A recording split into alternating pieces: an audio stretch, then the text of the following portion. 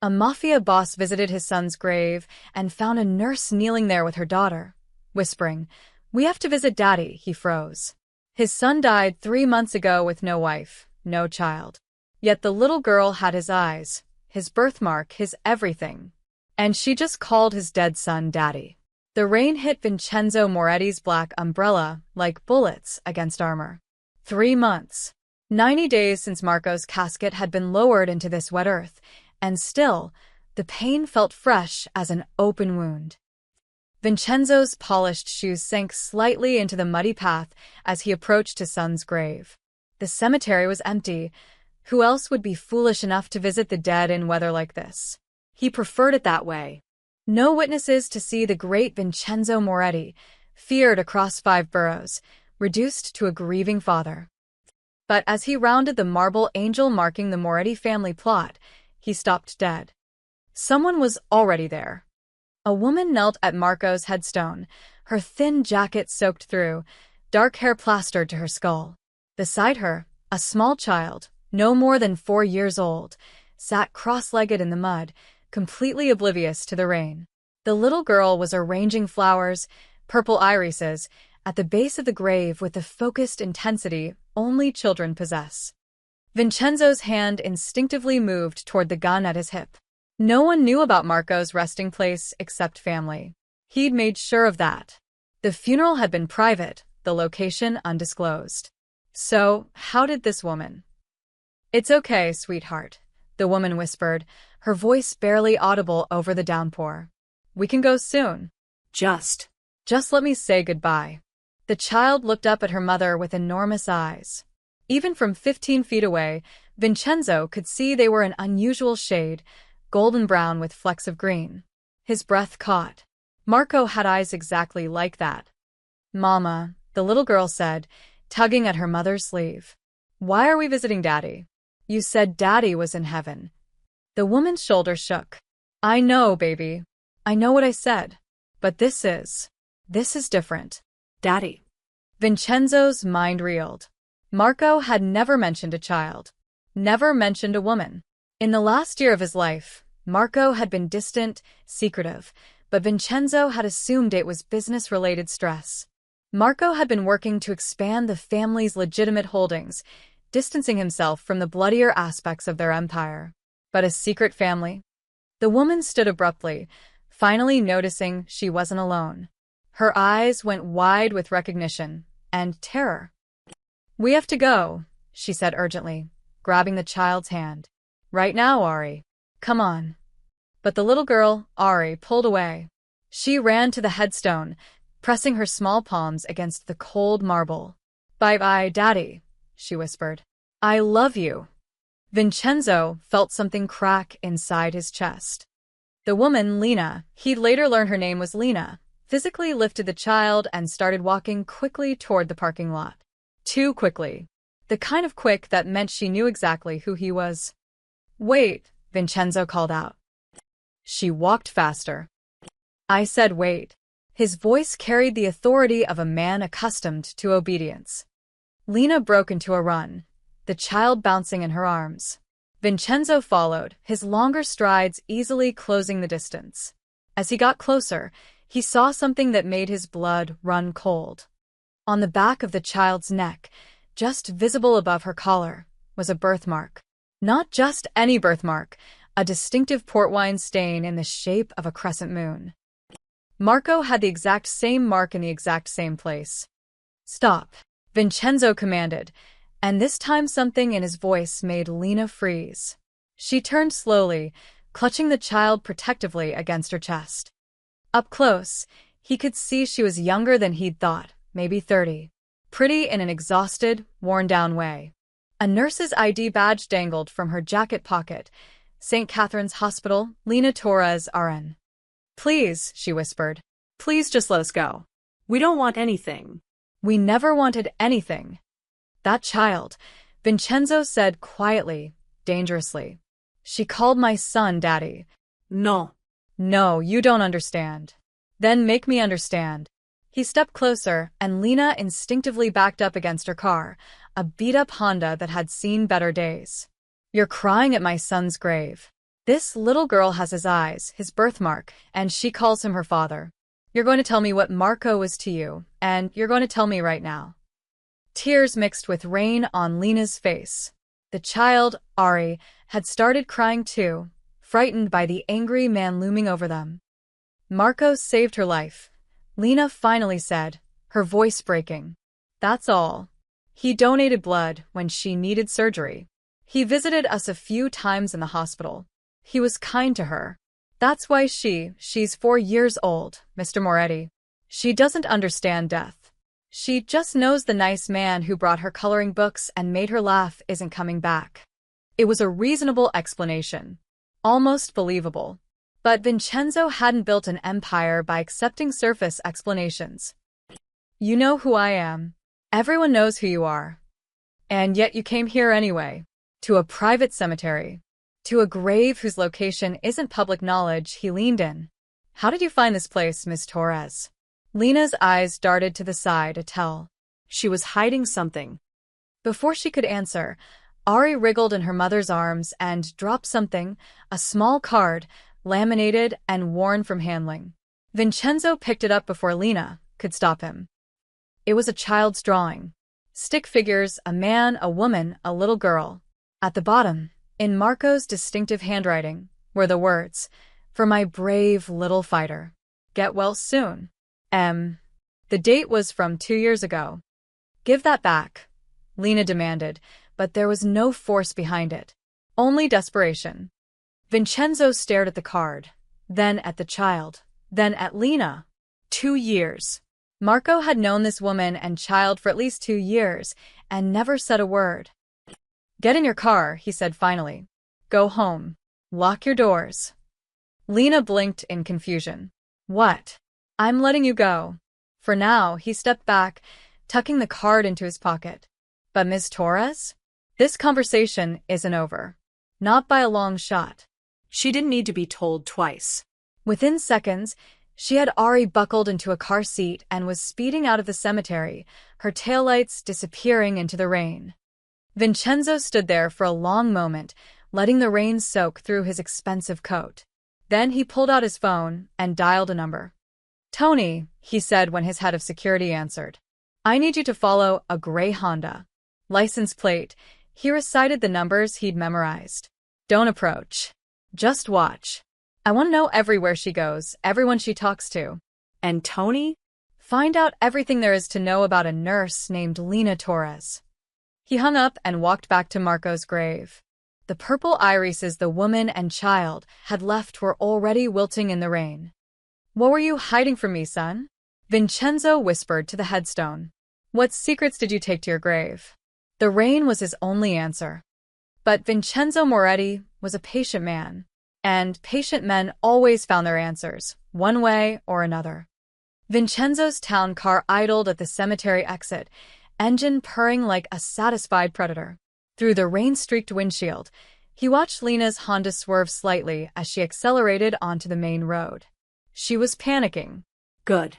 Panicked people made mistakes, and mistakes revealed truth.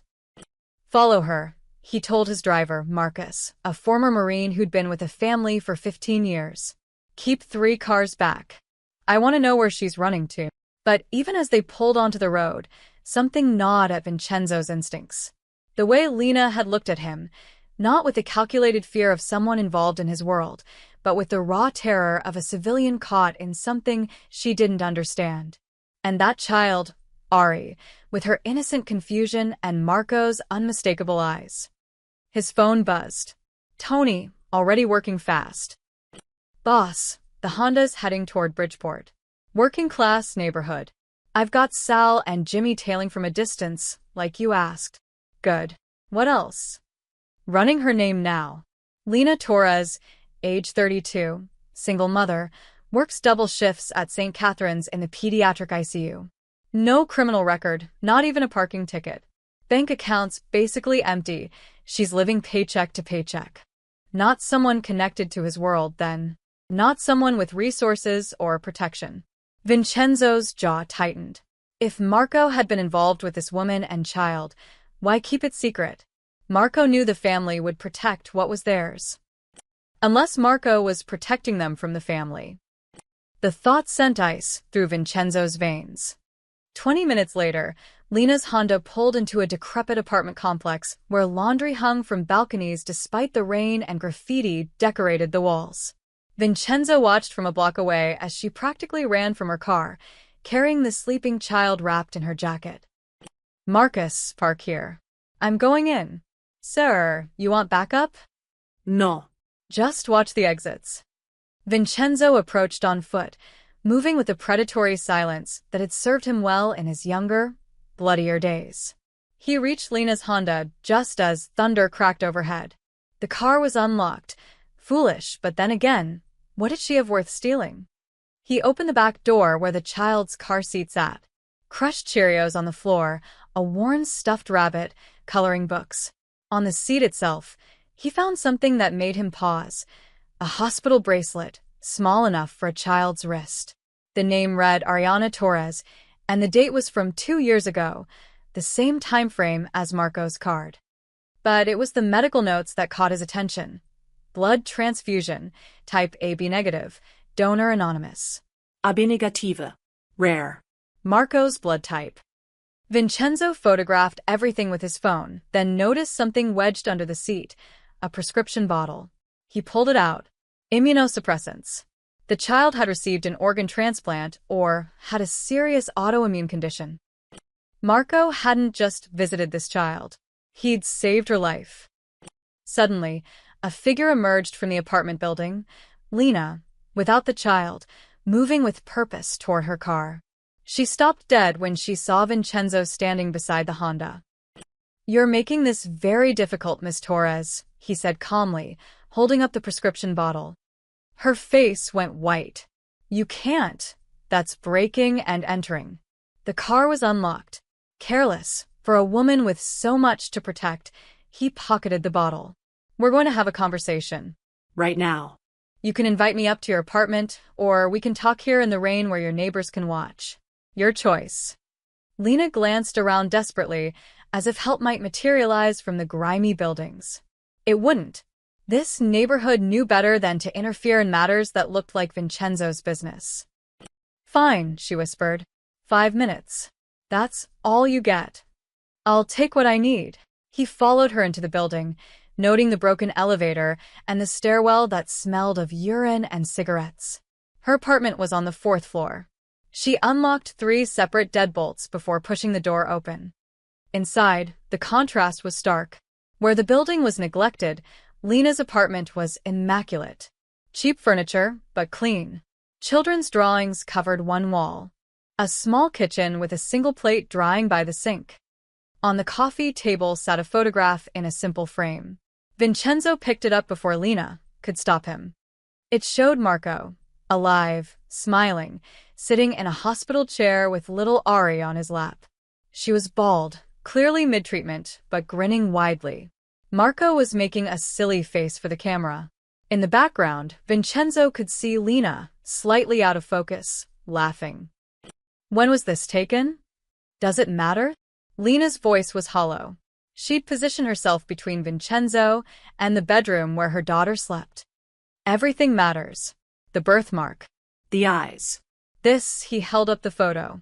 "My son kept this part of his life completely hidden from me." Why? "Maybe because he knew you'd do exactly what you're doing right now." Lena's fear was giving way to anger. "Invading our privacy, threatening us." "I haven't threatened anyone. Your presence is a threat, Mr. Moretti. Do you think I don't know what you are? What you do?" "Marco told me stories. He was trying to get out, did you know that? He wanted to go legitimate, to be someone his." She stopped abruptly. "Someone is what?" Vincenzo stepped closer. Finish that sentence. Lena's eyes filled with tears. "It doesn't matter. He's gone." Is Ariana my granddaughter?" The question hung in the air like a knife. "No," Lena said firmly. "Marco was never Ari's father. He was her guardian angel, nothing more." "Then why does she call him Daddy?" "Because she was 4 and dying, and he was the only man who'd ever shown her kindness." Lena's voice broke. Her real father left before she was born. Marco. He just filled that empty space. He never claimed to be her father. We never. A phone buzzed. Vincenzo's. A text from Tony. Boss, we got a problem. Black SUV just pulled up outside the building. Not ours. Plates traced to Ruggieri's crew. Vincenzo's blood went cold. If the Ruggieris were here, this wasn't about Marco's secret anymore. This was about something far more dangerous. Vincenzo made a split-second decision. He grabbed Lena's arm and pulled her away from the window. Turn off the lights. Now. What? Why? Do it. His command voice left no room for argument. Lena stumbled to the switch, plunging the apartment into darkness. Outside, Vincenzo heard car doors slam. Heavy footsteps in the stairwell. Is there a back exit? He whispered. Fire escape. Through the bedroom. Wake your daughter. We're leaving. I'm not going anywhere with you. Vincenzo turned to face her in the darkness. The men coming up those stairs work for Don Ruggieri. If they're here looking for you, it's because they think you have something they want. And they won't ask nicely. So you have two choices. Come with me and live, or stay here and find out what they do to single mothers who get in their way. The footsteps were on the third floor now. Lena's resolve crumbled. She ran to the bedroom, emerging seconds later with a groggy Ari wrapped in a blanket. The child barely stirred. Vincenzo led them to the fire escape, his mind racing. Why would Ruggieri's men be after a nurse? Unless Marco had left something with her. Something dangerous. They descended the rusty metal ladder in silence. Vincenzo texted Marcus, "Meet us 2 blocks east." Now. Behind them, he heard the apartment door being kicked in. 3 hours later, they sat in a booth at Sal's Diner on the edge of Brooklyn, one of Vincenzo's clean properties, a place where his money kept mouth shut and cameras blind. Ari slept on the vinyl seat beside her mother, exhausted from the adrenaline. Lena clutched a cup of coffee like a lifeline, her hands still shaking. I need answers, Vincenzo said quietly. And this time you're going to give them to me. What did Marco give you? Nothing. I swear, he never gave me anything except, she paused, eyes widening. The card. The one you took from the cemetery. Is that what they want? A child's drawing? Vincenzo pulled out the laminated card, studying it under the diner's harsh lights. Just stick figures and Marco's handwriting. Nothing obviously valuable. Unless. He held it up to the light. There, barely visible through the lamination, were tiny numbers written in pencil along the edge. Coordinates? An account number. Marco visited you regularly, Vincenzo said. Where did you meet? At the hospital, mostly. Sometimes at a clinic. What clinic? Lena hesitated. An underground place. Off the books. Marco said he needed medical care that wouldn't leave records. He had me run blood tests, check for. I don't know what. Toxins, maybe? He never said explicitly. An underground clinic. Vincenzo knew the place she meant. A facility he'd used himself for years when family business required discretion. But why would Marco need secret medical care? Take me there, he said. Tonight. It's almost midnight. I don't care if it's 4 a.m. My son is dead, Miss Torres, and I'm starting to think his death wasn't the random ambush we were told about. If he was hiding something at that clinic, I need to know what it was. The clinic was in Red Hook, tucked behind a fish processing plant that masked the smell of antiseptic. Dr. Chun, a 70-year-old man who'd been patching up Moretti soldiers since Vincenzo's father ran the family, answered the door in his pajamas. Vincenzo. It's been some time. We need to talk about Marco. Dr. Chen's face fell. I'm sorry for your loss. He was a good man. Too good for her. He caught himself. For what? For this life. Vincenzo pushed past him into the clinic. Lena followed, carrying the sleeping Ari. What did my son come here for? You know I can't discuss patient confidentiality. Vincenzo grabbed a chair and sat down heavily.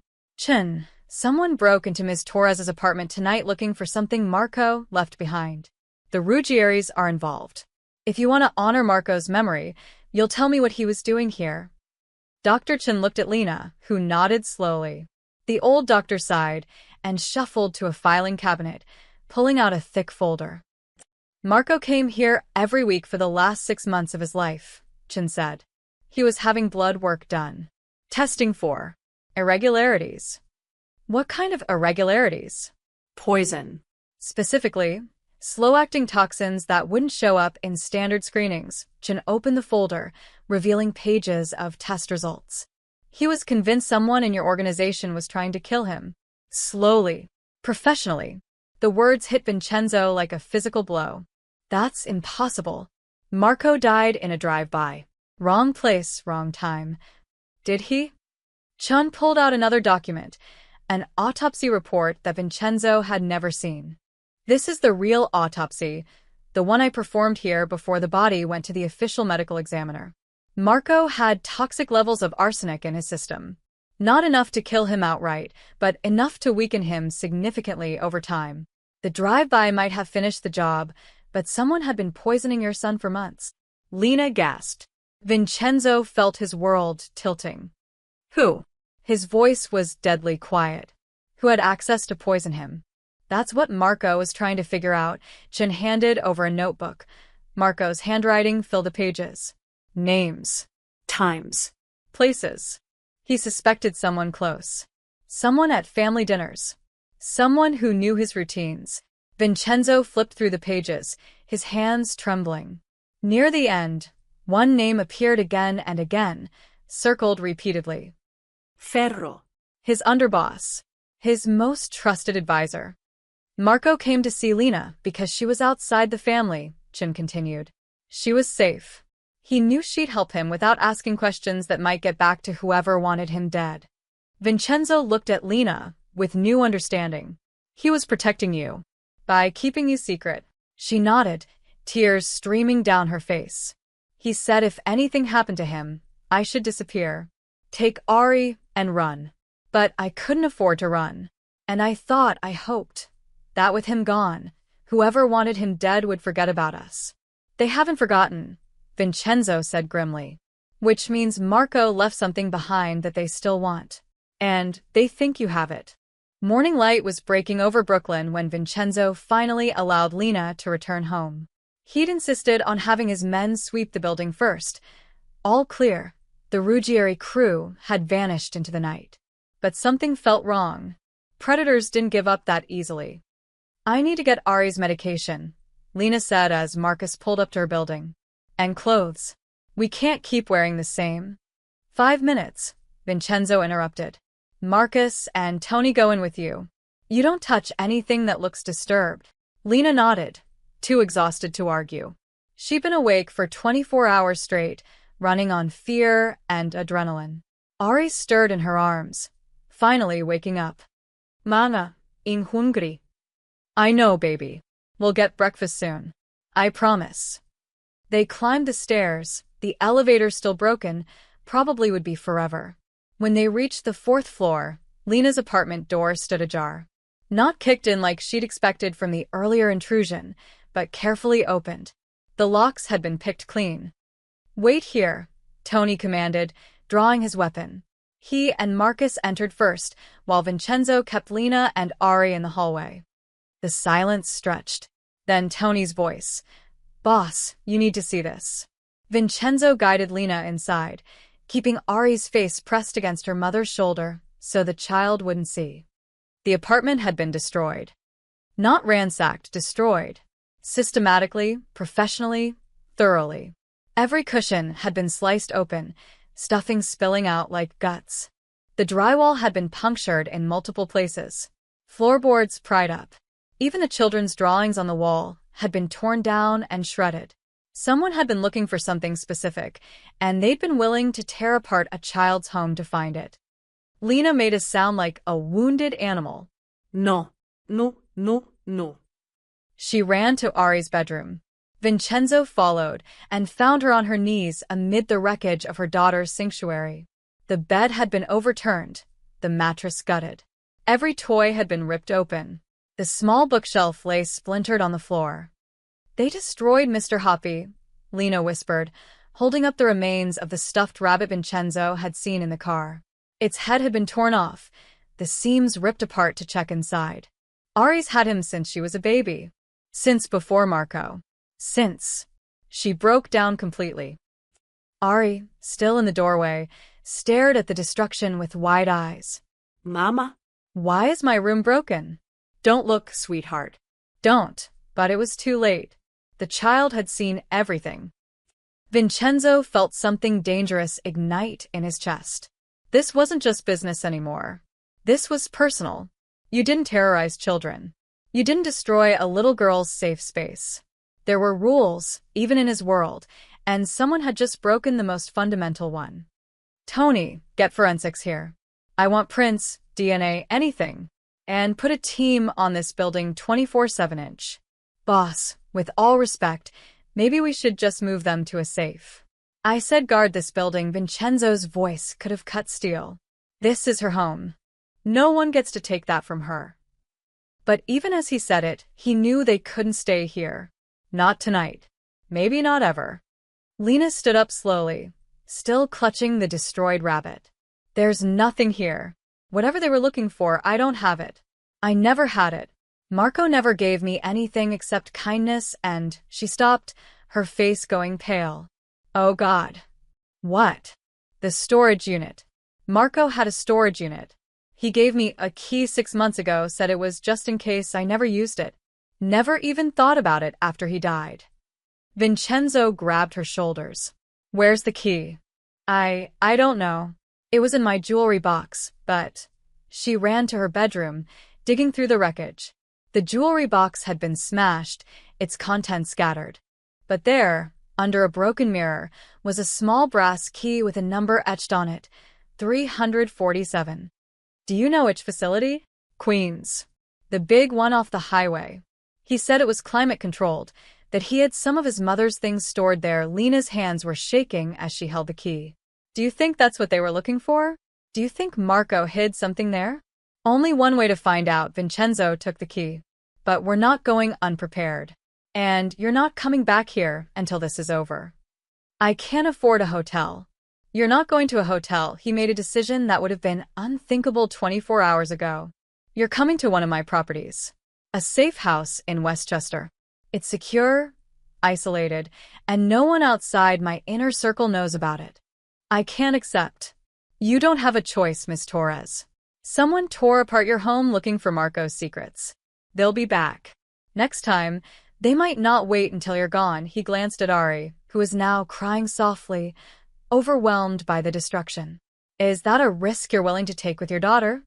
Lena looked at her child, then at the ruins of their life, then back at Vincenzo. If I go with you, I need your word. Your word that you won't hurt us. That this isn't just you keeping us close until you get what you want. You have my word. On Marco's grave. It was the right thing to say. Lena's shoulders sagged in defeat, or maybe relief. Okay, but I need to call my supervisor at the hospital. I have a shift tonight. No more shifts. Not until this is resolved. I'll handle your employer. Vincenzo pulled out his phone. Pack whatever you can salvage. Clothes, medications, anything Ari needs. We leave in 10 minutes. As Lena gathered their belongings, Tony pulled Vincenzo aside. Boss, I found something in the kitchen, hidden behind the refrigerator. He held up a small electronic device, a bug. Professional grade, still active. Someone had been listening to everything. The bug changed everything. Vincenzo held the tiny device between his fingers, turning it over in the light. Military grade. Expensive.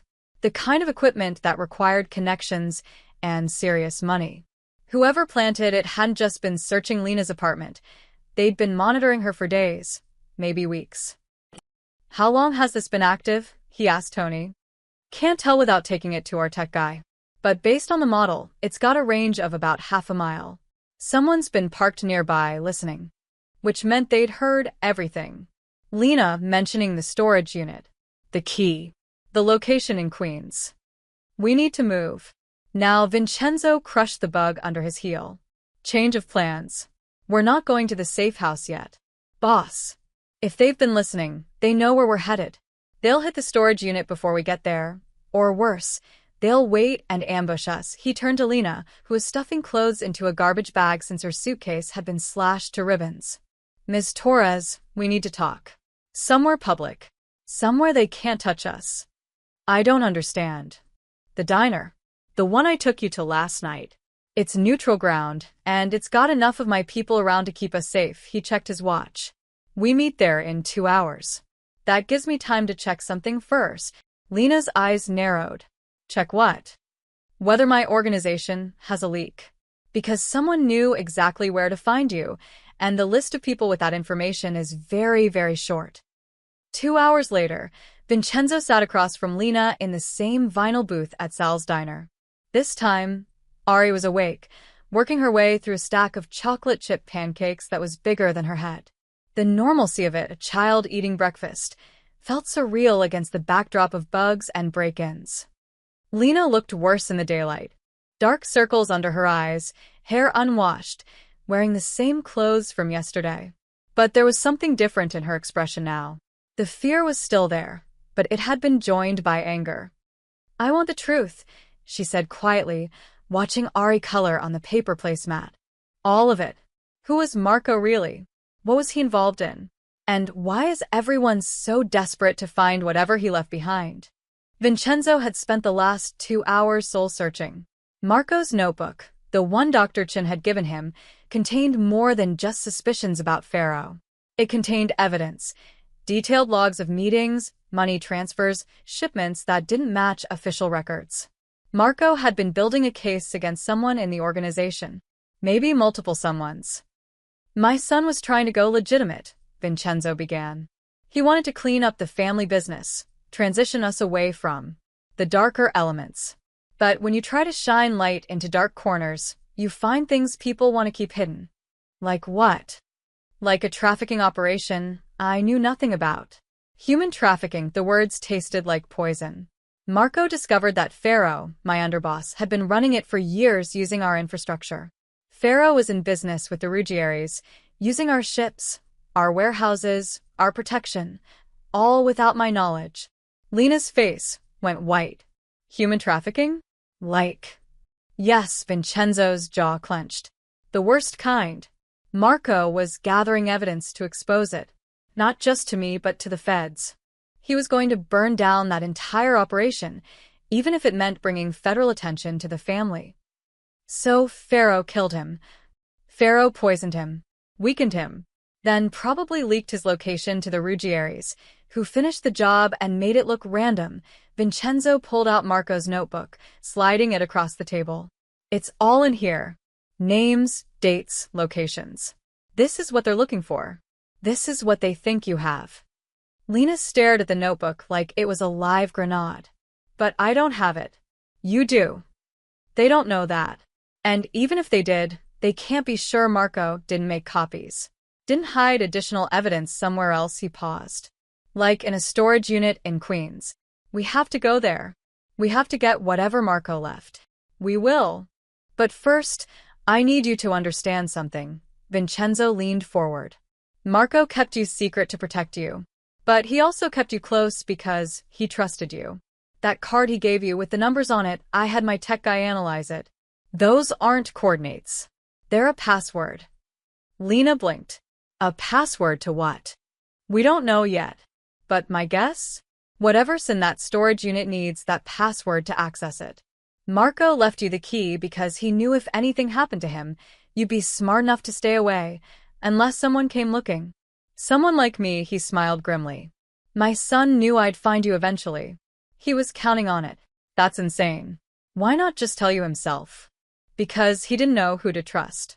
He suspected Pharaoh, but Pharaoh isn't acting alone. There are others. People close to me. The admission hurt. Marco was protecting his evidence the only way he knew how, by hiding it with someone completely outside the family structure.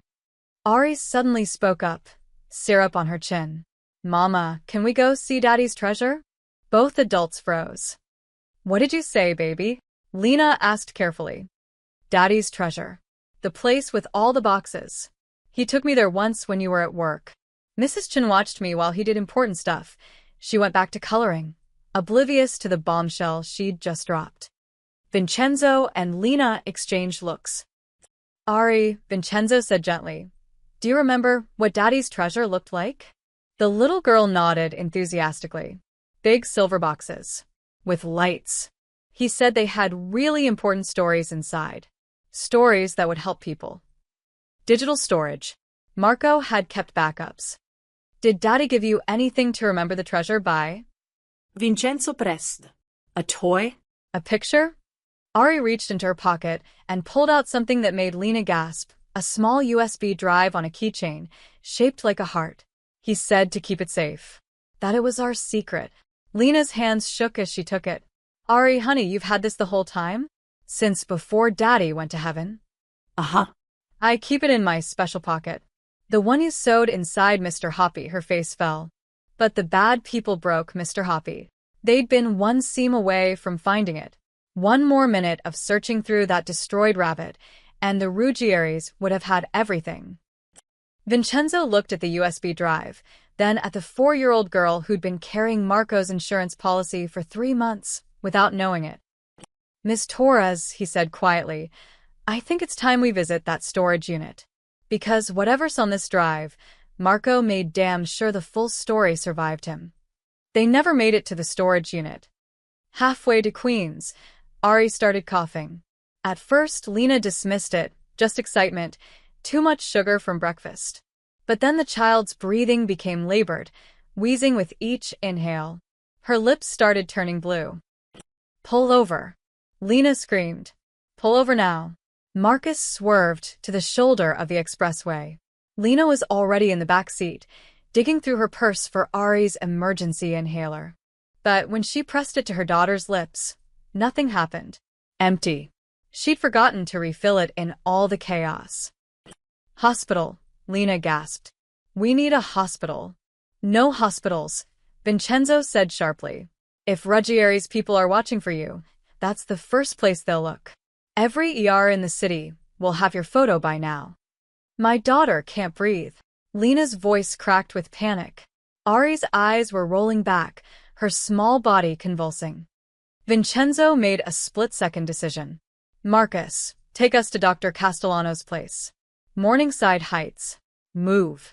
The car lurched back into traffic, sirens blaring from the police scanner. Marcus kept running. Lena held Ari against her chest, trying to keep her airway open, whispering prayers in Spanish. Who's Dr. Castellano? She managed. Best private physician in New York. Handles our family's medical needs. He's got a full clinic in his brownstone. Everything a hospital has. Without the questions, Vincenzo was already on the phone. Castellano, I'm bringing you a child in respiratory distress. 4 years old, history of, he looked at Lena. Immunodeficiency. Lena choked out. She had a bone marrow transplant 18 months ago. She's on suppressants. This could be rejection, or infection, or...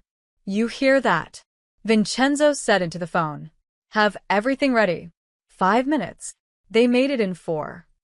Dr. Castellano's clinic was hidden behind the elegant facade of a Harlem brownstone that had belonged to his family for 3 generations.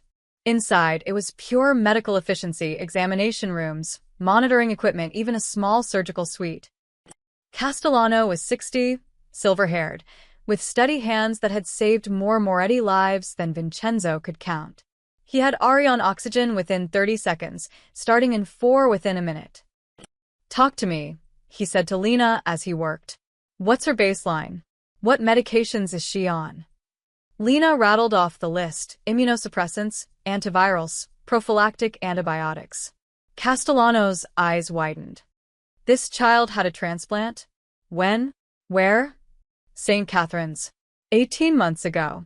She had aplastic anemia. Her bone marrow was failing. We were running out of options when... Lena's voice broke. When we found a donor match. Vincenzo stepped closer. What kind of match? Bone marrow. The donor was anonymous, but the match was perfect. 10 out of 10 markers. The odds of finding that outside a family member are astronomical, but somehow, she looked at Ari, whose color was slowly returning as the oxygen did its work. Somehow we got lucky. Vincenzo's mind was racing. Marco's blood type. The hospital visits. The secret medical consultations with Dr. Chen. Miss Torres, when was the transplant? March 15th. 2 years ago. Why? Vincenzo pulled out his phone, scrolling through Marco's calendar, the one recovered from his personal effects. March 15th, 2 years ago, Marco had blocked out an entire week marked hospital, private. Castellano, Vincenzo said quietly, I need you to run a DNA test. This child and me. Full genetic panel. Lena's head snapped up. What? No. Absolutely not. You said the donor was a perfect match. You said the odds outside a family member were astronomical. Vincenzo moved to the bedside, looking down at Ari's small face. Marco's eyes stared back at him. Marco's birthmark on her neck. What if it wasn't luck? What if Marco was the donor? That's impossible. The donor was anonymous and Marco, he wasn't, but Lena's conviction was faltering. We were never together. Not like that. Ari's father was someone else. Someone who left before she was born. I'm not suggesting Marco was her biological father, Vincenzo said carefully. I'm suggesting he was her biological uncle. The room went silent except for the beeping of monitors. My wife died when Marco was 10, Vincenzo continued. Before she passed, she told me something I never shared with anyone. She'd had a daughter before we met. A teenage pregnancy, a child given up for adoption. A little girl she never stopped thinking about. He looked at Lena. How old is your mother, Miss Torres? 32. She had me young, 15. It was complicated. She died when Ari was born. Complications from diabetes she'd hidden from me. What was your mother's birth name? Before she married? She never married. Her name was Rosa Elena Santiago. Lena's face was pale. Why does this? My wife's name was Elena Santiago, Vincenzo said softly. Before she became Elena Moretti. The machine seemed to beep louder in the sudden silence. That's insane, Lena whispered. That would make me and Ari my granddaughter and great-granddaughter, Vincenzo finished. It would explain why Marco took such an interest in you. Why he donated marrow, without hesitation. Why he kept you secret. He was protecting family. The family I never knew I had. Dr. Castellano cleared his throat. I can have DNA results in 6 hours if we rush it. But Mr. Moretti, even if you're right, this child needs immediate care. Her immune system is compromised. This attack could be the start of rejection, which means she might need another transplant. Lena finished hollowly. And the only person who is a perfect match is dead. Ari stirred, her eyes fluttering open. Mama? Why does everything hurt? Lena grabbed her daughter's hand, tears streaming down her face. It's okay, baby. Mama's here. Everything's going to be okay.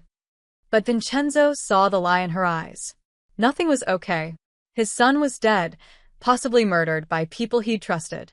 This woman and child might be his family, the only family he had left. And someone out there wanted them all dead. Run the tests, he told Castellano. All of them. And doctor? No one knows they're here. Not even my own people. Understood? Understood. Vincenzo stepped into the hallway, pulling out his phone. He had 6 hours before the DNA results came back. 6 hours to figure out who he could trust. And 6 hours to decide what he'd do if Lena and Ari really were his blood.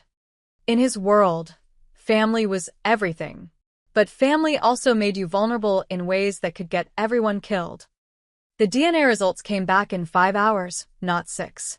Vincenzo was in Castellano's office when the doctor walked in with the printed report, his expression unreadable.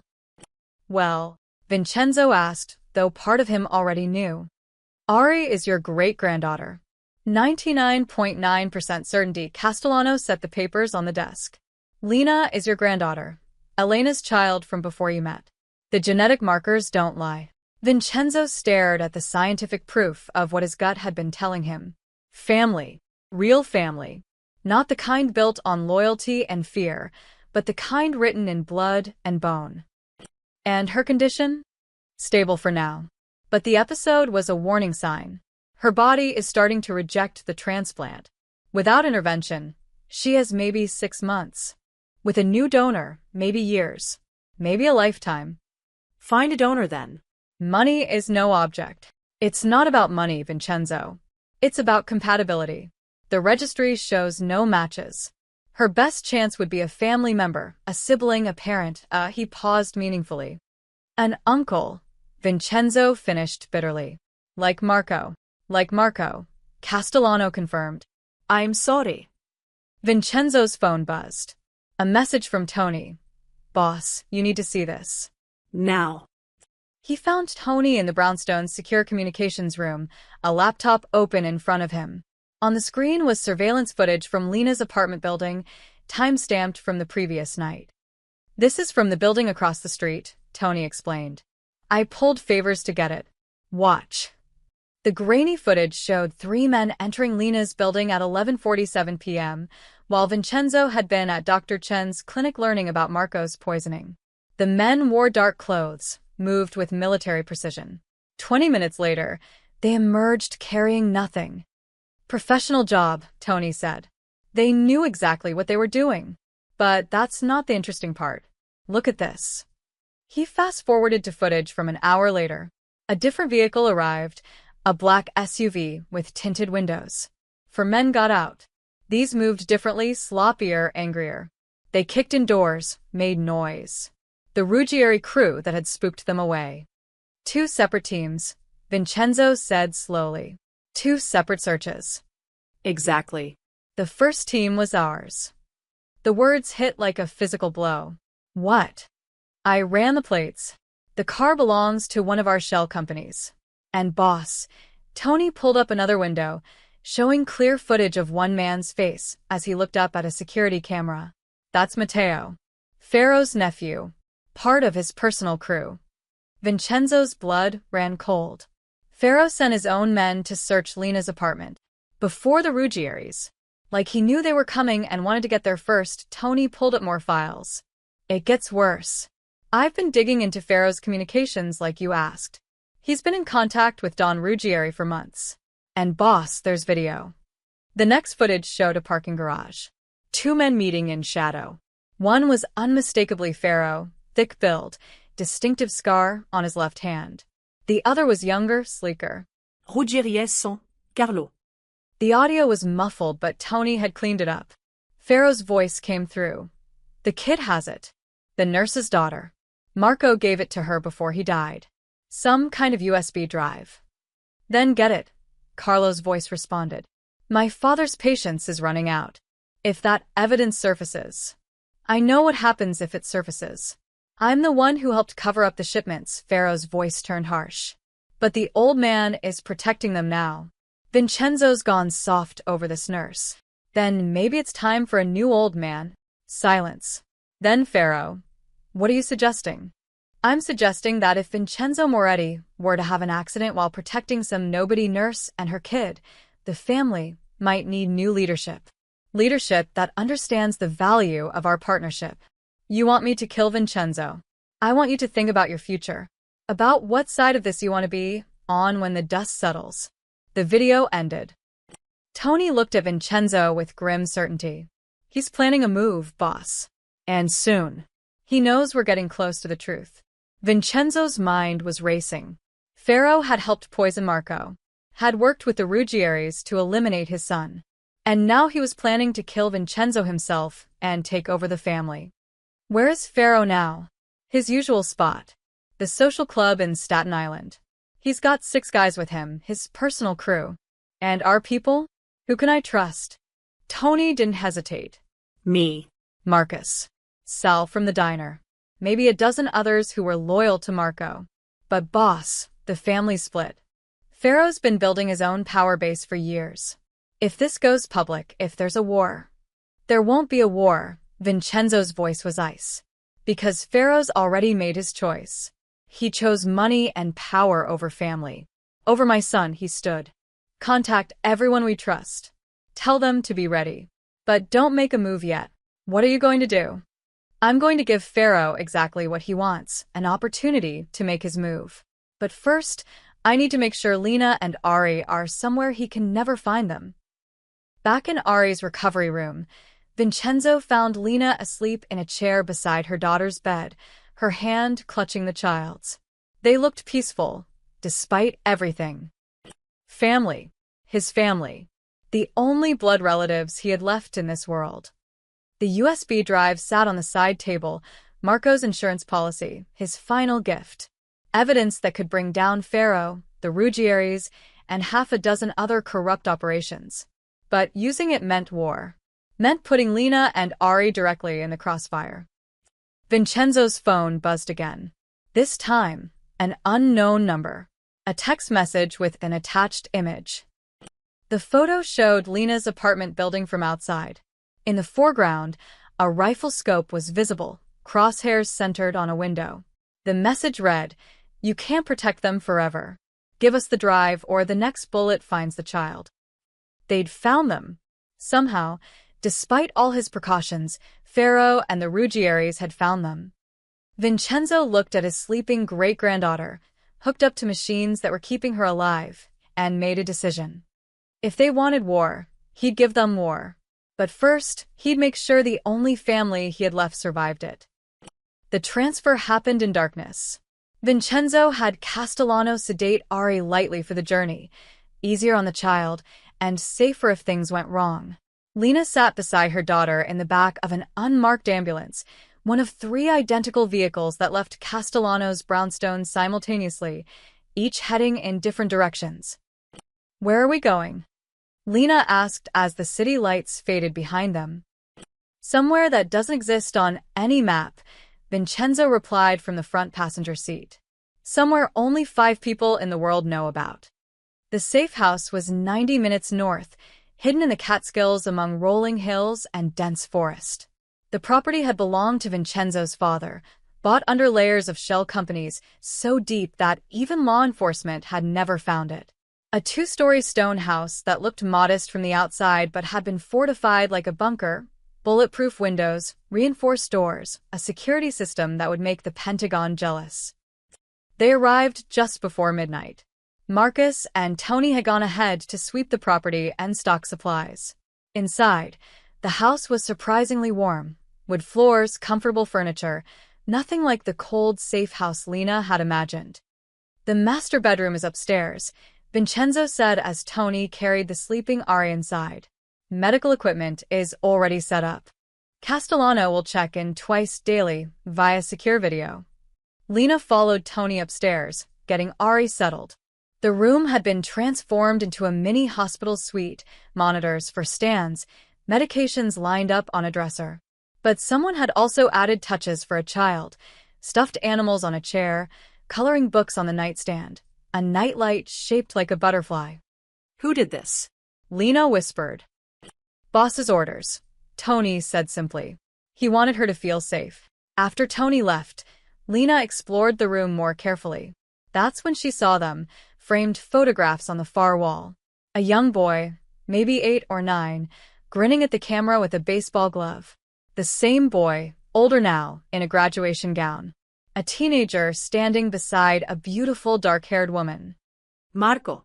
These were Marco's childhood photos. She moved closer, studying each image. The resemblance between Marco and Ari was undeniable. The same golden brown eyes, the same slight dimple in the left cheek, even the way they both smiled with their whole face. "He grew up here," Vincenzo's voice came from the doorway. This was his room. Before the city, before the business. When he was just a kid who loved baseball and wanted to be an astronaut. Lena turned. Vincenzo looked older somehow, diminished by the weight of everything that had happened. "Why didn't you tell me this was his room?" "Because I thought you should see it yourself." "See who he was before," he trailed off, moving to sit in the chair beside Ari's bed. "Before he became what I made him." "You didn't make him do anything." Marco chose. Marco never had a choice. Vincenzo's voice was bitter. From the day he was born, his path was set. Moretti men don't get to choose their destiny. We inherit it. He looked at the sleeping child. But she will. Ari will never have to carry this weight. Lena sat on the edge of the bed, exhausted beyond measure. "The DNA tests. Castellano told me. We're really family. Yes, Vincenzo pulled something from his pocket, an old photograph, creased and faded. It showed a young woman, maybe 16, holding a newborn baby. This is Elena, my wife. She kept this hidden for 25 years. The only photo she had of the daughter she gave up. Lena took the photo, with trembling hands. The young woman's face was unmistakable, her mother's face. Rosa's face. She looks just like my mom, Lena whispered. I always wondered why Mom never talked about her childhood. Why she had no family photos, no history before she turned 18. She said she'd been in foster care, that her records were sealed. She was protecting you. Just like Elena was protecting her by staying away, Vincenzo's voice cracked. Elena searched for her for years, hired investigators, but the adoption was closed. By the time she found out where Rosa was, your mother had already moved across the country, changed her name. Elena died, never knowing she had a granddaughter. And Marco? Did he know? I told him about his sister after Elena passed. He spent years trying to find her. When he finally tracked Rosa to New York, she'd just died giving birth to Ari. Vincenzo smiled sadly. Marco said he walked into that hospital intending to introduce himself as your uncle. Instead, he found you crying in the ICU, holding a dying baby. The doctor said Ari needed a bone marrow transplant, but there were no matches. And Marco tested himself immediately. Lena finished, tears streaming down her face. He never told me why. Just said he wanted to help. I thought he was just an incredibly kind stranger. He was protecting you. From me. From this life. Vincenzo gestured vaguely at the fortress around them. He knew that if I found out about you and Ari, I'd pull you into the family. Into the danger. He wanted you to have a normal life, free from all this blood and violence. They sat in silence, watching Ari sleep. Outside, night birds called to each other through the forest. Mr. Moretti. Vincenzo. We're family now. Use my name. Vincenzo. Lena tried the name, foreign on her tongue. That threat. The photo they sent. How did they find us at Castellanos? I don't know. But I will. His jaw clenched. Someone in my inner circle is feeding information to Pharaoh. Someone close enough to know our movements. A sound from downstairs. Footsteps. Multiple sets. Vincenzo was on his feet instantly, hand moving to his weapon. But then Tony's voice called up. Boss, we've got a problem. They found Tony in the living room, his laptop open, face grim. Marcus stood by the window with a rifle. What is it? Vincenzo demanded. Surveillance footage. From the building across from Castellanos, Tony turned the screen around. This was taken an hour after we left. The video showed a figure on a rooftop, setting up photographic equipment with a long-range lens.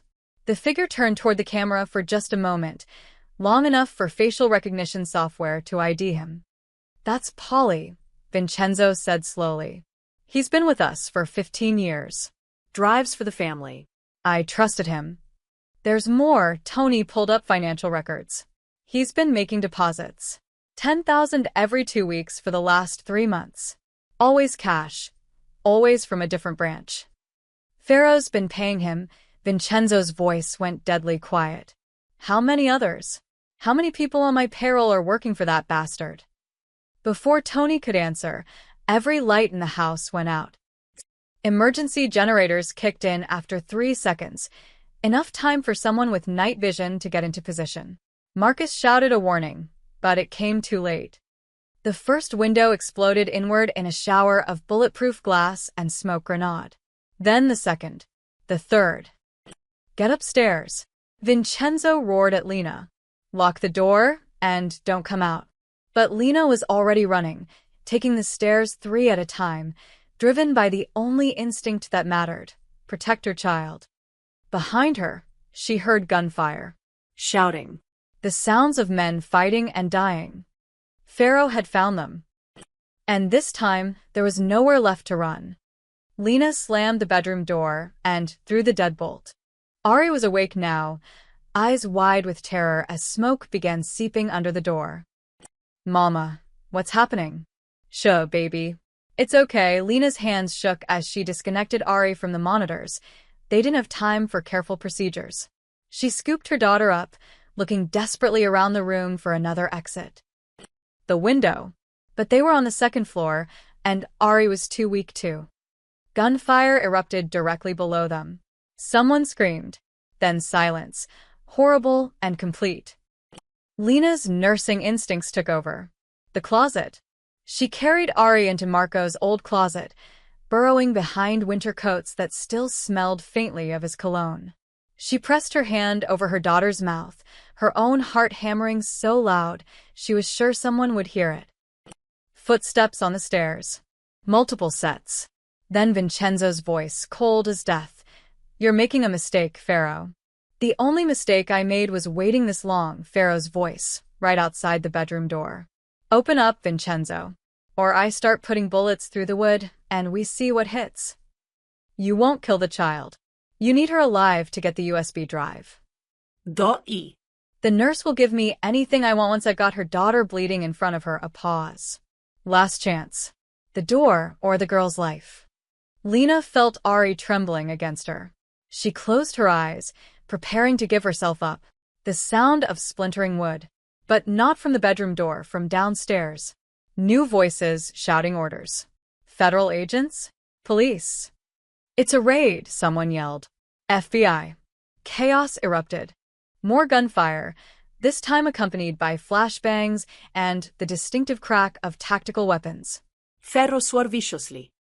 Fall back. Everyone out now. The footsteps retreated, rushed and panicked. Lena waited, counting her heartbeats. 100. 200. Then the bedroom door burst open. She almost screamed, but it was Tony, blood streaming from a cut on his forehead. "They're gone. For now. We need to move." Downstairs was a war zone. Marcus lay on the floor, conscious but injured, pressure bandage already applied to his shoulder. Vincenzo stood by the shattered window, phone pressed to his ear, his face a mask of barely controlled rage. "What happened?" Lena asked, settling Ari on the couch away from the blood. "The cavalry arrived," Tony said grimly. "Someone called in a tip about gunfire. Real FBI showed up, not the ones on Pharaoh's payroll. Pharaoh had to run or risk federal charges. But how did he find us? This place was supposed to be secret." Vincenzo hung up his phone. "Because someone I trusted told him exactly where we'd be." He looked at Tony. "Show her." Tony pulled up his laptop again, this time showing a chain of text messages recovered from Polly's phone. The messages went back months, Pharaoh asking questions, Polly providing answers. Where Vincenzo would be, what routes he'd take, who he was meeting with. But the most recent message, sent just 2 hours ago, included GPS coordinates for the safe house. "Polly's been Pharaoh's inside man since before Marco died," Vincenzo said, his voice hollow. "He's the one who told Pharaoh about Marco's meetings with Lena. He's probably the one who leaked Marco's location the night he was killed." Lena felt sick. Where is he now? Running. But he won't get far. Vincenzo's expression promised violence. "No one betrays this family and lives to." "Stop," the word came from Ari, tiny but clear. Everyone turned to look at the 4-year-old sitting on the couch. Daddy wouldn't want more people to die. The room fell silent. "Ari, sweetheart," Lena began. "Daddy told me about bad men. He said sometimes good people do bad things because they're scared. He said the best thing is to stop the bad things, not just punish the bad people." Ari looked at Vincenzo with Marco's eyes. "Are you going to be like the bad men, or like my daddy?" Vincenzo stared at the child, his great-granddaughter, who had just delivered a moral lesson with the simple clarity only children possess. Marco's wisdom, echoing through his daughter's innocent voice. "Your daddy," Vincenzo said quietly, "was a better man than I ever was." He walked to the wall safe hidden behind a family portrait and spun the combination. Inside were stacks of cash, several passports, and a leather-bound notebook. He pulled out the notebook and handed it to Lena. "This is Marco's personal journal, from the last year of his life. I found it in his apartment after he died, but I couldn't bring myself to read it until yesterday." He opened to a specific page, marked with a ribbon. Read this entry. Dated 3 weeks before he was killed. Lena read aloud, her voice shaking. I met with Special Agent Rebecca Sutton today. She's with the FBI's Organized Crime Division. I gave her copies of everything I've collected on Pharaoh's trafficking ring. She says they're building a case, but they need more time. I'm running out of time. Pharaoh suspects something. He's been asking questions, putting pressure on people close to me. She looked up. Marco is working with the FBI. Keep reading, Vincenzo said. I've decided to create a failsafe, Lena continued. If something happens to me, I need to make sure Pharaoh goes down. I'm storing everything, documents, recordings, financial records, in a secure location. The key is with Lena. She doesn't know what it opens, and she won't unless something happens to me. She's the only person in my life that Pharaoh doesn't know about. The only one who's truly safe. The next entry was dated 2 days before Marco's death. I suspect someone in our inner circle is feeding information to Pharaoh. I've narrowed it down to 3 people. Polly, Matteo, or worse, Uncle Vincent's driver, someone so close that Dad would never suspect. I can't tell Dad yet. Not until I have proof. But if you're reading this, Dad, and I'm gone, trust no one. Not even the people you've known for years. Pharaoh's corruption runs deeper than either of us realized. The final entry, written the day before Marco died, consisted of just one line. Tonight I'm meeting with the FBI again. They have a witness willing to testify. This could be over soon. Finally, Ari and Lena can be safe. Finally, I can tell Dad about his granddaughter without fear. Lena's tears fell on the page, smudging the ink. Marco had died protecting them. Had died before he could finish bringing down the people who'd poisoned him. There's a witness, she said. Someone who knows everything. Marco was meeting them the night he died. The witness died 3 days after Marco, Vincenzo said flatly. Car accident. Very convenient timing. Then we use what we have. The USB drive, Marco's evidence. Won't be enough, Tony interrupted, pulling up another file. I've analyzed the USB. It's heavily encrypted. Without the password, it's useless. We have the password, Lena said. The numbers on the card Marco gave Ari. Tony shook his head. I tried those. They're part of it, but there's more. The encryption requires a 16-character code. The numbers only give us 8-inch. Vincenzo moved to the window, staring out at the dark forest. Marco was thorough. He wouldn't create a system he couldn't access himself. The rest of the code has to be something he could remember. Something significant. His birthday? Lena suggested. Tried it, Tony said. His mother's name? The address here? Tried everything obvious. Ari spoke up again, her voice small. Daddy's treasure. Everyone turned to her. What about Daddy's treasure, baby? Lena asked. At the place with the boxes. He had a special puzzle. He made me promise to remember it. She scrunched up her face, trying to recall. Red, blue, yellow, green. Then numbers. 1, 9, 8, 7-inch. 1987. Vincenzo Bride. The year Marco was born. But red, blue, yellow, green. Colors of the puzzle pieces, Ari said proudly. In Daddy's special box. The one that needs 2 keys. The storage unit. Marco had left a puzzle, literal and figurative, for them to solve. We need to get to Queens, Lena said. Agreed. But Vincenzo's phone rang, interrupting him. He looked at the screen, and his face went pale. It's Pharaoh. He answered on speaker. Vincenzo, old friend. Pharaoh's voice oozed false warmth. Quite the exciting evening. I assume everyone survived. What do you want? Simple trade. The USB drive and whatever else Marco left behind. In exchange, I'll call off the contract on your little family. The Ruggieri's will forget they ever existed. I don't negotiate with traitors. Don't you? Ferro laughed. Because I have something you might want back. Or rather, someone. The sound of muffled crying came through the phone. Then a woman's voice, terrified. Boss? Boss, I'm sorry. They grabbed me outside Castellano's. Dr. Castellano's nurse. the woman who'd helped treat Ari. You have 12 hours, Pharaoh said. Bring everything to the old pier on Staten Island. Come alone, or she dies. And Vincenzo? If I even suspect the FBI is involved, I'll make sure your great-granddaughter needs another transplant by removing her current one personally. The line went dead. Vincenzo had no intention of meeting Pharaoh's demands. But he also couldn't let an innocent woman die because she'd helped his family. So he did what Marco would have done. He made a plan that served multiple purposes at once. We go to the storage unit first, he announced. Get whatever Marco left there. Then we use it as bait. That's exactly what Pharaoh expects, Tony argued. Good. Let him expect it. Vincenzo's eyes were cold calculation now. We make him think we're panicking, making mistakes. Meanwhile, we get that evidence to the FBI, the real FBI, not the agents on his payroll. And the nurse. We get her back. But not the way Pharaoh thinks. 4 hours later, they were in Queens. The storage facility was a massive complex near the airport, rows upon rows of identical units protected by security gates and cameras.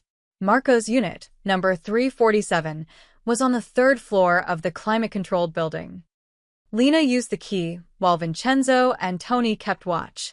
Ari sat in the car with Marcus, who despite his injured shoulder had insisted on coming. The unit door rolled up to reveal a space bigger than Lena's entire apartment. Boxes lined the walls, meticulously labeled in Marco's handwriting. But in the center sat something that made Vincenzo's breath catch, an antique desk that had belonged to his wife, Elena. The desk she'd kept in her private study, where she'd written letters to the daughter she'd given up.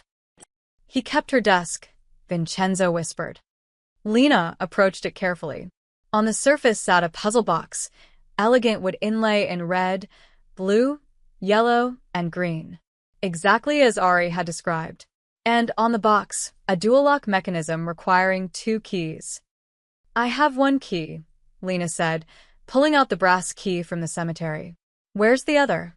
Vincenzo reached under his shirt, pulling out a chain he'd worn for 30 years. On it hung his wedding ring and a small silver key, Elena's key, to her most private possessions. Marco must have made a copy, he said softly, inserting it into the second lock. Both keys turned simultaneously. The puzzle box opened with a soft click. Inside lay a tablet computer, fully charged and waiting. The screen showed a password prompt, 16 characters. Tony immediately entered the 8 numbers from Ari's card, then looked at the color sequence. Red, blue, yellow, green. How does that translate to letters? It doesn't, Lena said suddenly. She was looking at the desk drawers, which were painted in the same 4 colors. She opened the red drawer first. Inside was a piece of paper with the letters RM, blue drawer, ET yellow, LV green, IA. Remetelvia, Tony typed, combining them with the numbers. The tablet unlocked. The screen filled with files.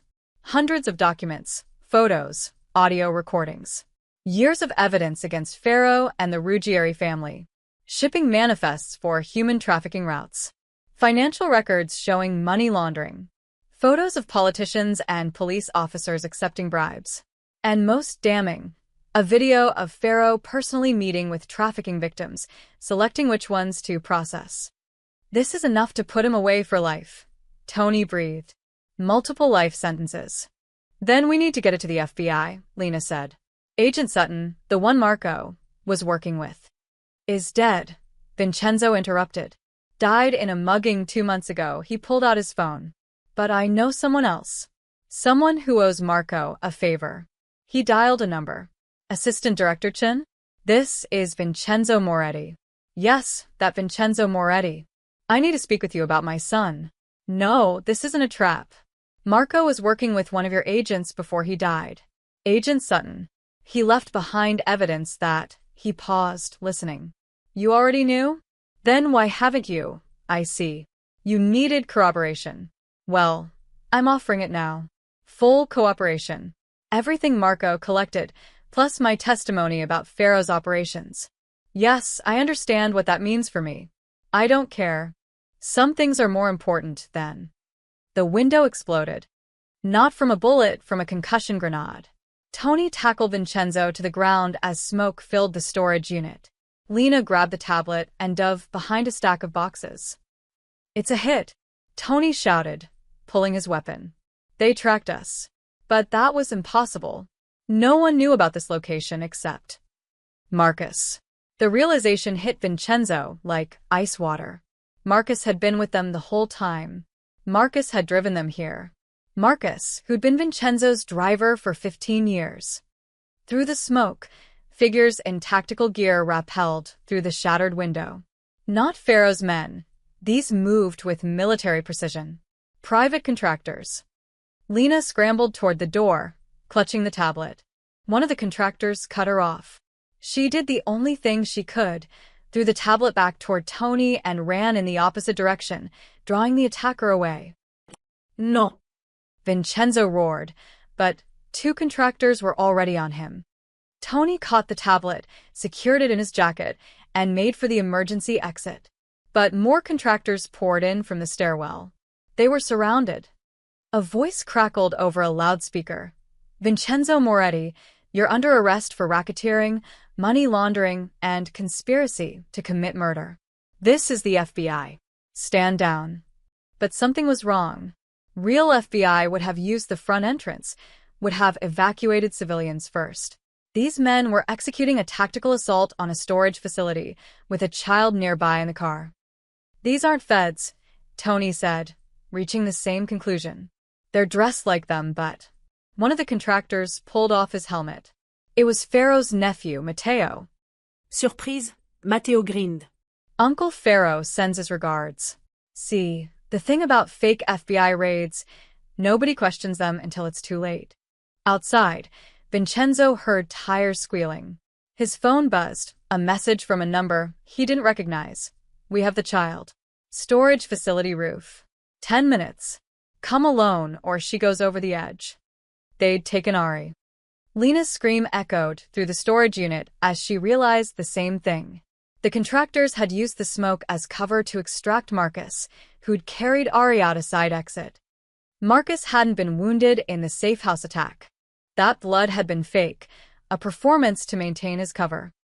He'd been Pharaoh's man all along. "The roof," Vincenzo said, his voice deadly calm. "Take me to the roof." "Boss, it's a trap." "I know it's a trap," he looked at Tony. "Get that tablet to Chin. No matter what happens to me, you make sure Marco's evidence reaches the FBI. Vincenzo. That's an order. He turned to Matteo. "You want me? You've got me. But the child goes free. That's non-negotiable." Matteo's grin widened. "You're in no position to negotiate, old man. But sure, let's go to the roof. Uncle Pharaoh is waiting to have a conversation." A final conversation. They zip-tied Vincenzo's hands and dragged him toward the stairs. Behind them, Tony fought off 2 contractors, creating enough chaos to slip away with the tablet. Lena tried to follow Vincenzo, but they held her back. Nah. Ari's voice came from the rooftop, terrified and small. "I'm coming, baby," Lena screamed, fighting against her captors. "I'm coming." But they were dragging her in the opposite direction, toward a waiting van. Vincenzo caught one last glimpse of her, his granddaughter, Marco's family, before they shoved him through the door to the roof access stairs. On the roof, the Queen's skyline glittered in the afternoon sun.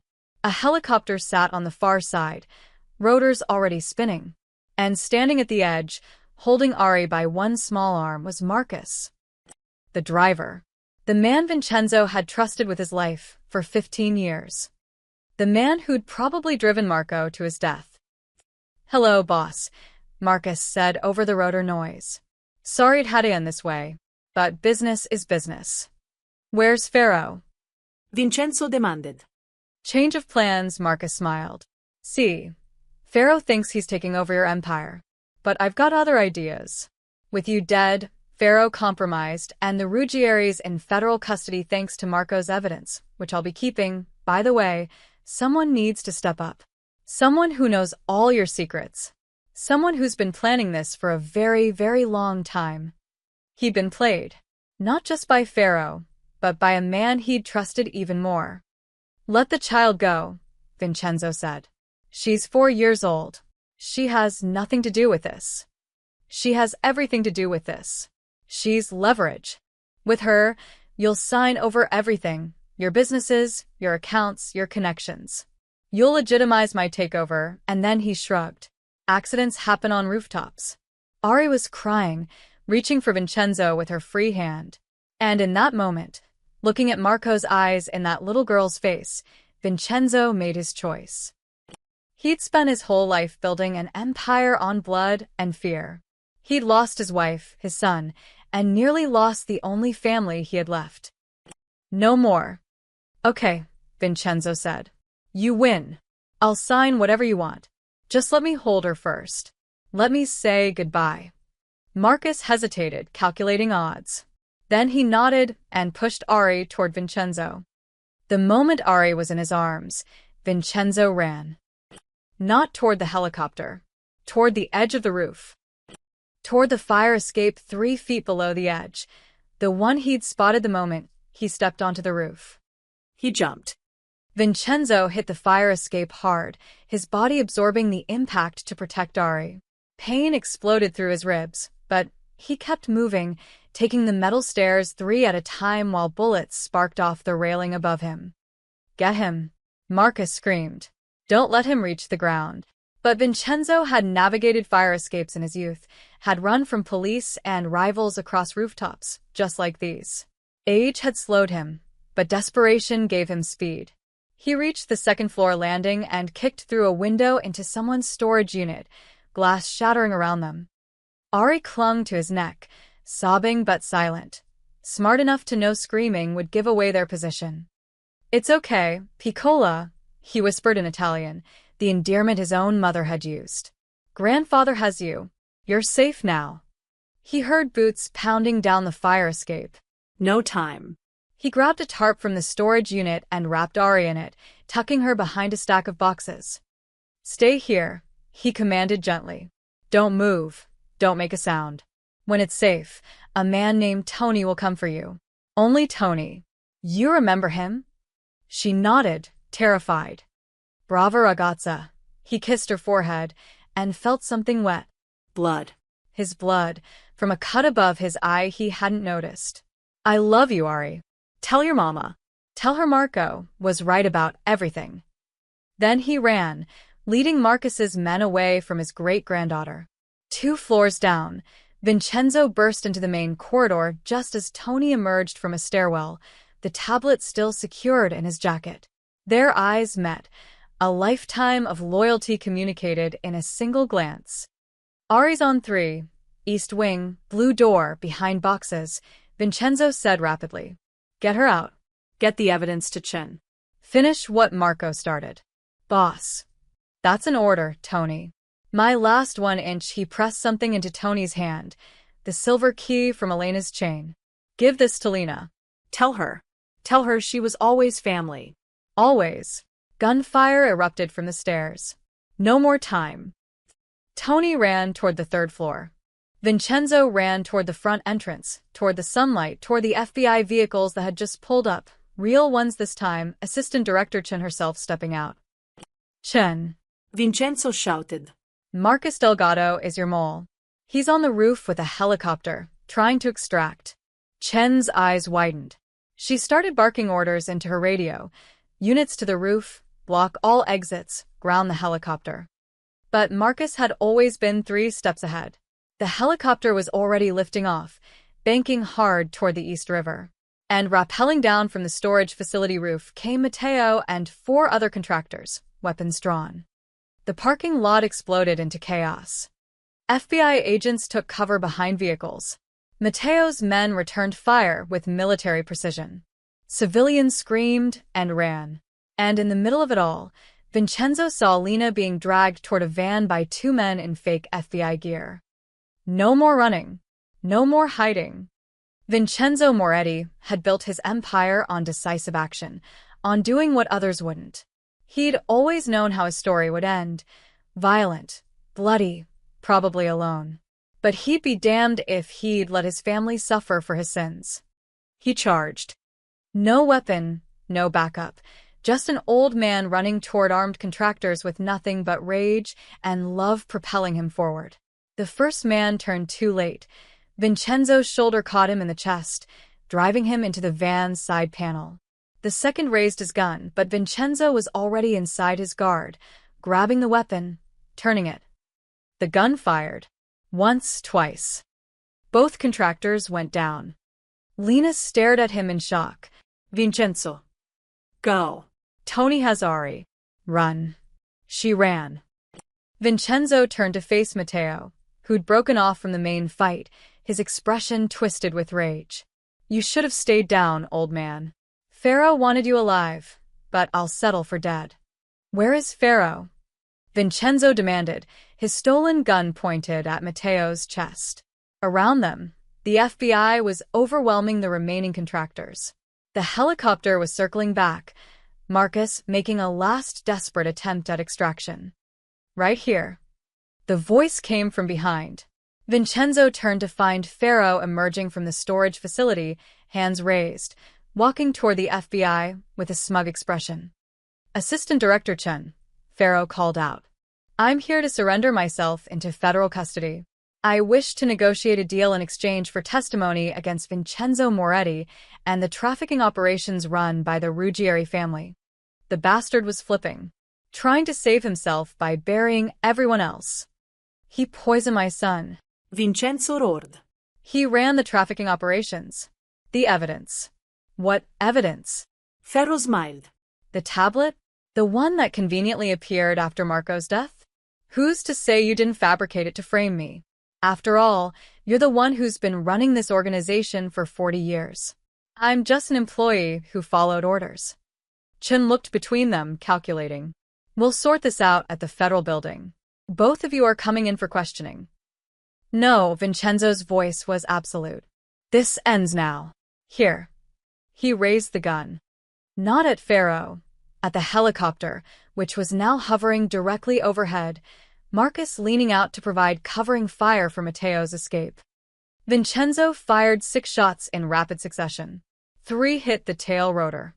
The helicopter spun, losing stability.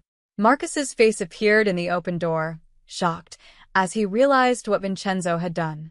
The aircraft tilted, rotors screaming, and began its inevitable descent toward the empty parking lot. No. Matteo screamed, running toward it. Stay back. Chun ordered, but Matteo wasn't listening. The helicopter hit the asphalt and exploded in a ball of orange flame. The shockwave knocked everyone down. When Vincenzo's vision cleared, he saw Matteo on his knees, staring at the inferno that had consumed his uncle's right-hand man. Pharaoh's smug expression had vanished. Without Marcus to corroborate his story, without the muscle to enforce his takeover, he was just another criminal facing life in prison. The tablet, Vincenzo said to Chen, his ears ringing from the explosion. Tony has it. Everything Marco collected, trafficking routes, financial records, names of everyone involved, including recordings of Pharaoh personally selecting victims. That's a lie. Is it? Vincenzo pulled out his phone, the one he'd been recording on since the rooftop. Because I've got Marcus on tape explaining the whole operation. How you poisoned Marco. How you plan to frame me. How you've been running trafficking operations for 6 years. It was a bluff. The recording wouldn't have captured anything useful in all that chaos. But Pharaoh didn't know that. The man's face crumbled. All his planning. All his betrayals. All for nothing. Vincenzo Moretti, Chen said, approaching with handcuffs. You're under arrest. You have the right to remain silent. I know my rights, he held out his wrists calmly. And I'm prepared to cooperate fully.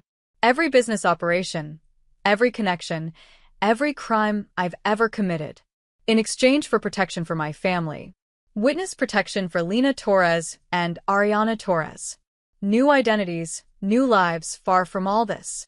That's a conversation for lawyers. That's the only conversation we're having. Otherwise, you get nothing. Pharaoh goes down, sure.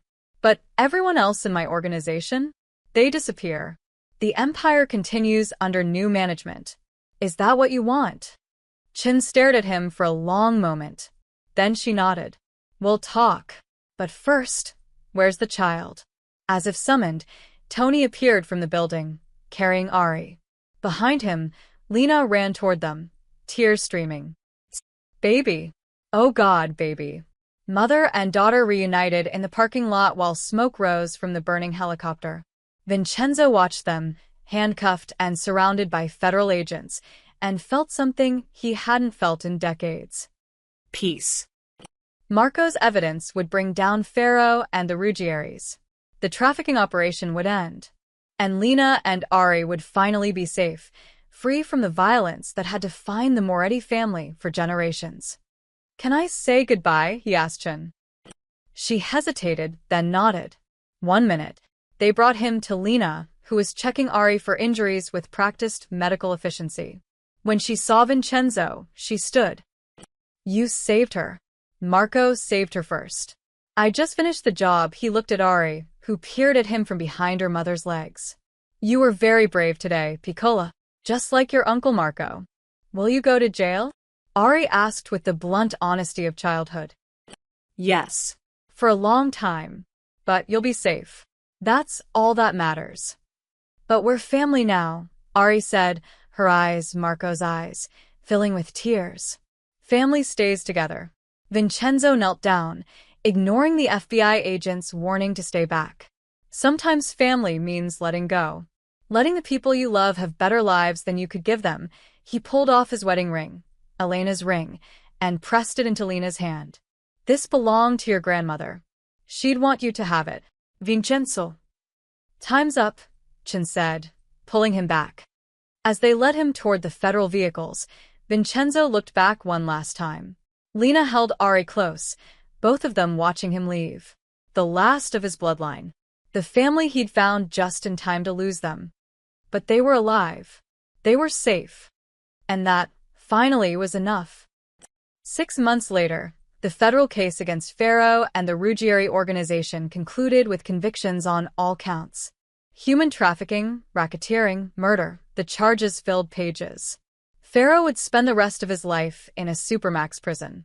Don Ruggieri died of a heart attack 3 weeks into his trial, taking some secrets to his grave, but leaving enough evidence behind to dismantle his entire operation. Vincenzo Moretti's testimony had been the keystone that held the prosecution's case together. In exchange, the federal government had granted him a reduced sentence, 15 years instead of life. At his age, it was still a death sentence, just a slower one. But Lena and Ari were free. The Witness Protection Program had relocated them to a small coastal town in Oregon, the kind of place where everyone knew everyone, where the biggest crime was teenagers spray painting the water tower, where a single mother and her daughter could simply be neighbors instead of targets. Vincenzo received updates through his lawyer. Ari's health was improving. The stress reduction and clean ocean air had stabilized her condition. She might not need another transplant after all. She'd started kindergarten and loved it. She was learning to swim. Lena had found work at the local hospital, using her nursing skills in the emergency department. She'd made friends, joined a book club, started dating a high school teacher named David who coached Little League and had never heard of the Moretti family. They were living the life Marco had wanted for them. On a gray October morning, Vincenzo's lawyer visited with unusual news. There's been a development, James Chin said, no relation to Assistant Director Chin, just coincidental shared heritage. Your great-granddaughter's medical team ran routine tests last month. Her condition has deteriorated. She needs a transplant within the next 3 months. Vincenzo's heart stopped. But you said she was improving. She was. But her body is ultimately rejecting Marco's marrow. It bought her time, but not enough. James pulled out papers. The National Marrow Registry found no matches. Family members are the best option, but Lena isn't compatible. They need someone with your specific genetic markers. They need me. Yes. The Bureau is willing to facilitate a medical furlough under heavy guard. You donate the marrow, then return to custody. It's highly unusual, but given your cooperation and the circumstances. When? Next week. The procedure needs to happen soon. Vincenzo nodded slowly. He'd been prepared to die in prison without seeing his family again. This was a gift he didn't deserve. Tell them yes. Whatever they need from me, the answer is yes. The coastal town of Brookings, Oregon, was everything New York wasn't: quiet, clean, impossibly peaceful. Vincenzo saw it only through the tinted windows of a federal transport van, wrists shackled, 2 U.S. Marshals watching his every move. The hospital was small but modern. They'd brought in specialists from Portland, turned a private wing into a secure medical facility just for this procedure. All for a 4-year-old girl who'd been caught in the crossfire of men's violence and ambition. Lena was waiting in the consultation room, looking different than he remembered. Healthier, happier. The shadows under her eyes were gone. She wore jeans and a simple sweater, civilian clothes, normal life clothes. Vincenzo, she stood when he entered, then seemed unsure whether to hug him or keep her distance. The shackles made the decision for her. You look well, he said. This place agrees with you. It's not New York, she smiled sadly, but it's home. Or it's becoming home. An awkward silence stretched between them. Family, but strangers. Connected by blood and tragedy, but separated by choices and consequences. How is she? Vincenzo asked finally. Scared. Excited. Confused about why her great-grandfather lives so far away and can only visit with police, Lena's voice cracked. I've tried to explain in ways a 5-year-old can understand, but she knows I'm a bad man who did bad things. She knows your family who made mistakes. There's a difference. Lena reached across the table, stopping just short of touching his shackled hands. She wants to see you before the procedure. If you're willing. I'm willing. They brought him to Ari's room under guard. The little girl sat in a hospital bed that seemed to swallow her tiny frame, wearing pajamas covered in cartoon starfish. She was taller than 6 months ago, her hair longer. Still painfully thin, but her eyes, Marco's eyes, were bright with intelligence and curiosity. Hi, Grandpa Vinny, she said. Marco's nickname for him, passed down through stories. Ello, piccola. You've grown. Mama says you're going to make me better. That you're giving me your special cells. That's right. The doctors will take some of my bone marrow and give it to you. It will help you be strong. Will it hurt? The question was small, frightened. Vincenzo wanted to lie, to comfort her. But he'd spent his life lying and had destroyed everything he'd loved.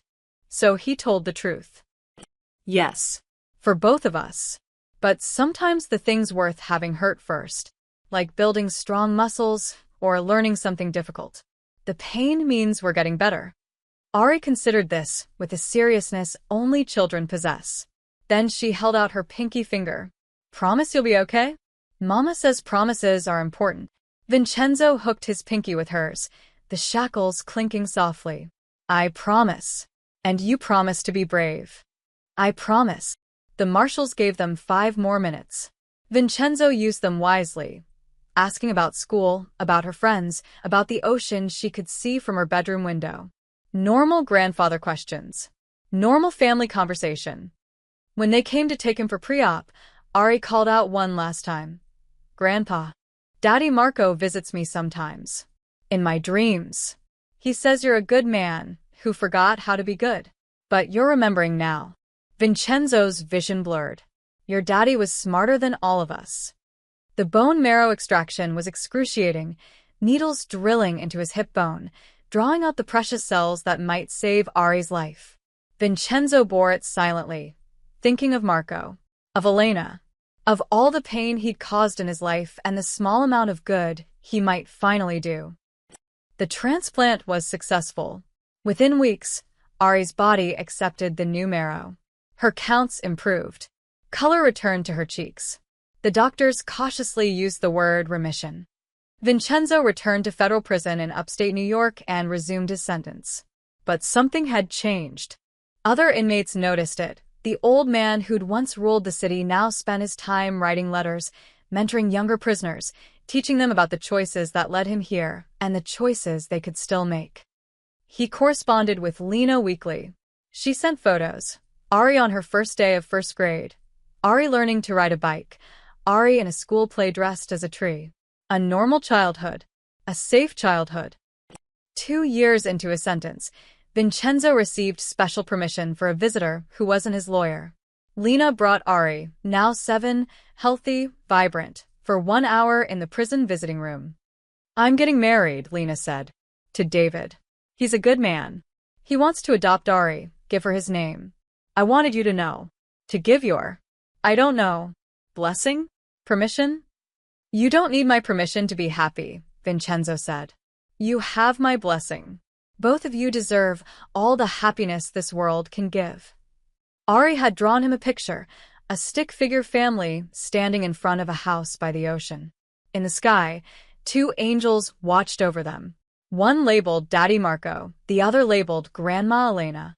"I put them in heaven together," Ari explained. "So Daddy isn't lonely. And so they can both watch over us." "That's perfect, Piccola." "That's exactly right." When their hour ended, Ari hugged him fiercely. "I love you, Grandpa Vinny. I love you too. More than you'll ever know."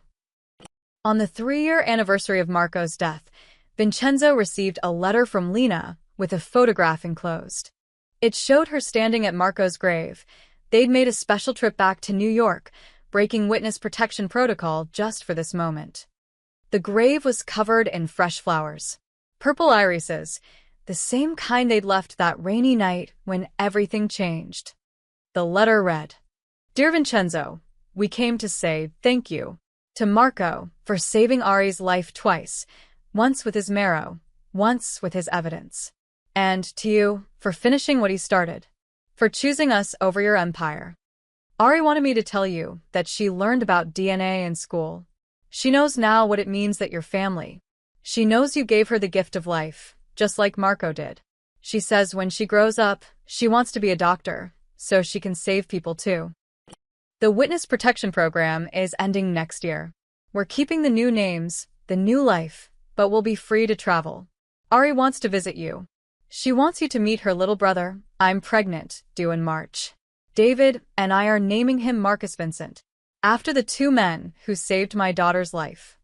You told me once that sometimes family means letting go, but maybe it also means holding on to what matters. You'll always be family, Vincenzo. Distance and prison walls can't change that. With love, Lena." Vincenzo read the letter 3 times, then carefully folded it and placed it in the Bible Elena had given him 40 years ago, the only possession he'd kept from his old life. That night, he dreamed of Marco. His son sat beside him on a bench overlooking the ocean, young and healthy and smiling.